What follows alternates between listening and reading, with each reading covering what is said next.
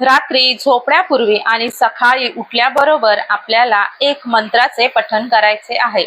हा मंत्र पठण केल्यामुळे आपल्या आयुष्यामध्ये ज्या काही अडचणी आहेत, त्रास आहे, संकट आहे, ते नक्कीच दूर होण्यासाठी आपल्यास मदत होते।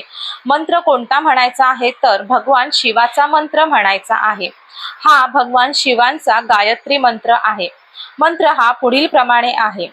ओम तत्पुरुषाय विद्महे महादेवाय धीमहि तन्नो रुद्र प्रचोदयात। या मंत्राचं पठण केल्यामुळे महादेव आपल्यावरती लवकरात लवकर प्रसन्न होतात, आपली सर्व मनोकामना पूर्ण करतात। आपले जे अस्वस्थ मन आहे ते शांत करते आणि स्थिर ठेवते। आपल्यावर कोणतीही संकट जर ओढवणार असेल तर ते तिथल्या तिथेच थांबवते। आपल्या घरामध्ये सुख समृद्धी, बरकत, पैशाची आवक हे मोठ्या प्रमाणात वाढत असते। या मंत्रामध्ये खूप